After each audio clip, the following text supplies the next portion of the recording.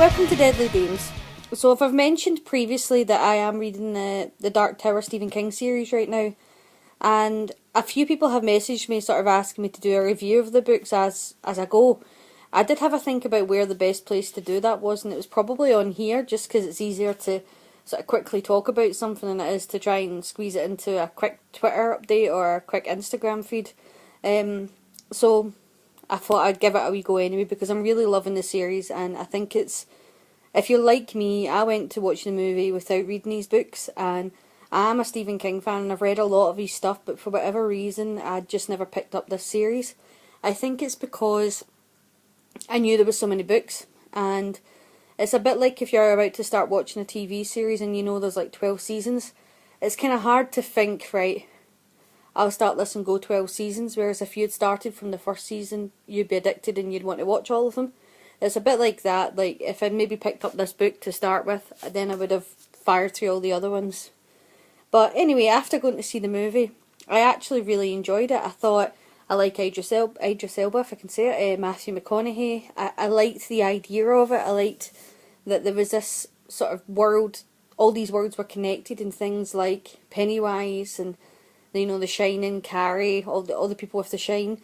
They've all somehow been related to these worlds, like Bermuda Triangle, so things like that. I love that idea of Stephen King's works sort of linking together. But I'd never, as I said, I'd never read the book, so I purely went into the movie based not on what I've seen in the film, and I actually did enjoy it. The kid wasn't bad. In most movies with children, they're not the greatest thing to try and watch, but the kid wasn't bad. As I said, well cast. It was quite action-packed, and I just generally enjoyed it. But when I said that, when I did the review and said that, lots of people were saying, well, have you read the books? Because if you read the books, you won't like the film. And it prompted me to go, you know what, I'm going to read these books and I'm going to see why so many people are saying this to me. So there was a book fair at work, and they came in with the whole series. It was a really good deal, and I bought them. So I started with Gunslinger, which is the very first book, and as you can see, it's a nice small book. So it's probably a good way to get into it. What I would say about Gunslinger, and I'm going to try and do these reviews without actually giving much of the storyline away, because it's the type of thing you really need to read it. That's the only way to put it. I am loving these series, and I would recommend to anyone who hasn't read them, who's a fan of Stephen King, but not just Stephen King, adventure, horror, fantasy, then this is the thing for you. So that's why in the reviews I'm going to try my best not to give too much away. But in the Gunslinger, it's all about mystery. There's not an awful lot revealed to you. You know you have the Gunslinger. You know the Gunslinger is looking for the man in black. You know he's chasing him across the desert. Excuse me. You know some sort of war has happened, or something has happened, which has caused him to want to find the man in black. Along the way, he comes across different people and a town, and then a person that seems to be there that shouldn't be there. Now, at this stage reading this book, the only thing that I can actually say matches the movie is the characters' names. Not much at all that's in this first book is anything to do with the movie. This book draws you in because it's full of mystery, and by the time you get to the end, you know that you need to read the second book, because it leaves you kind of on a cliffhanger, kind of wanting more. And that's when you come to the second book, excuse me, The Drawing of Three. Now you see the books are getting bigger. And I always judge a good book by how badly damaged the spine is. If you can tell the spine's been well and truly folded, then you know it's a good book. But it's funny when you borrow a book off somebody that's got like a stickler in the mud about you daring to bend a page on their book. I just don't understand that. But Drawing of Three, now this one opens up to a much wider world. So whereas the Gunslinger was full of mystery, this one was full of, I'm trying to think of the best way to describe it. This one opened a whole can of worms. That's the easiest way to describe it. So basically in the Drawing of Three, he finds some of these doors between the worlds. So in the movie, obviously there's doors between worlds. Not quite like in the book, but there is. I'm sorry again. Dry throat. And he finds three doors, and he draws three people.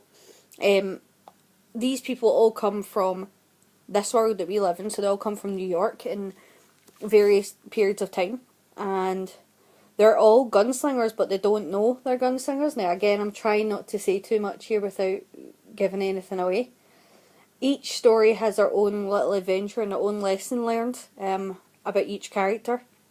And then at the end of this, all of those characters, so the new acquaintances he's met and the gunslinger, are now on their quest to the Dark Tower. Now, at this stage, there isn't much about the Man in Black. He is in the first book, but he's not in this book at all. They do make references to him, but they don't actually. He's not like a key character like he is in the movie.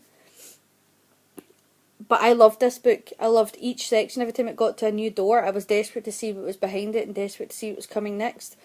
There's things in these books that you couldn't put in a movie, so I understand that. Like, I understand that you couldn't have some of the situations and some of the things that the characters say in a film. It would be super X-rated with some of the things, especially when it gets to the next book. Excuse me again. I do apologise. I think I need a drink, and that's what's causing me to cough so much, so I'll quickly do it and then we'll get on with it. But yeah, at the end of this one, you know you're on the quest to the Dark Tower. Excuse me. And that's when it starts to become like a proper adventure. So this is like, if the beginning's the introduction and the mystery, then this is the build-up. And then you get Wastelands. Now, there's certainly things in Wastelands, things that people say and things that people do that cannot be in a movie. Like, there's things in this, again, I don't want to spoil it, but some of the things that characters say they're going to do to other characters, and there's a particular meeting with a demon that most definitely won't. You can understand why that wasn't put in the film. But in the Wastelands, they do meet another traveller, someone that joins them, and that's where the demon comes into it. And then they become like a group of 5 companions. But I'll just leave it at that, 5 companions. I won't explain what one of the companions is. Read it yourself and you'll see what I mean. But in this one, they're trying to find their way to the Dark Tower. So they're following each door. So basically, in the old times, the tower had doors that kind of protected it and could travel from different worlds. Each door was protected by an animal, and they find one which is protected by a bear. And that, after they find it, they can then see the path to the tower, and that's what they're following. They're following the path to the tower. When they get to there's a town that they get to, and this town is just like chaos. When they get to that bit, it's just fast-paced and constant. And right at the end of Wastelands, they make the first link to another Stephen King's book, and that is The Stand. So there's a quick reference to Randall Flagg, although he's not called Randall Flagg in this. But if you've read The Stand, or even if you've seen The Stand, you'll know the reference. What I would say is that through all 3 of these books, I do not know how they got that movie from these books. As I said, I'm on The Wizard and the Glass right now, so maybe there's other things in that, or the other ones which have to come. Which reference and that makes sense in the film, but I just don't know where they got the story from the film from. There's so much more that happens in these books. Now, initially, when people said that to me, I thought that it was maybe because they were doing it like a series. So maybe like the first film was like book 1 and 2 sort of merged into one, and then there'd be another film like Harry Potter or Lord of the Rings. There'd be another film that then came along and did the other books, but it didn't. I believe that is it. That's just one film, and that's how it goes. But there's so much that they didn't touch on in this that I would have loved to have seen. Now, I know someone told me that the crab creatures that are in the Toronto 3 are the Langoliers, but I don't think so. But I've actually never read the Langoliers story. I've seen the movie, but I've never read the story, so I might need to read it afterwards. My plan is to try and read all the books that interlink with this. So I am going to revisit The Stand, but I'll need to do it after this series because, as I said, I'm only in book 4. It's going to take a while to get to The Stand. I have been advised to stop before The Wolves of Cala, is it Cala? And read Salem's Lot, because there's a character that's in Salem's Lot that's in that book quite a lot. So I've been advised to stop and read that one. I've also been advised that And the person that's told me about this is like a guy for work, but he's also said that there's a character in it that's in Hearts of Atlantis that's in that book as well. So it might be worthwhile reading that part of Hearts of Atlantis, but he never read it and it didn't ruin it for him. So yous can let me know. But I would definitely recommend the Dark Tower series. It's a proper adventure story and I'm loving it so far. I can't wait to read the rest of The Wizard in the Glass. And then I'm going to read, I think it's the one after that is The Wind Through the Keyhole, which I believe wasn't actually originally a book in the series. I think it was written after and then put in, but I'm just going to read it in the order that it's in the folder. Then I'm going to stop and read Salem's Lot, and then I'll do the Wolf of, is it Calla? Yeah, the Wolf of Calla. The good thing is though, after the Wolf of Calla, because the Wolf of Calla is a massive book, the next one, Song for Susanna, is actually quite a small book before the final Dark Tower book.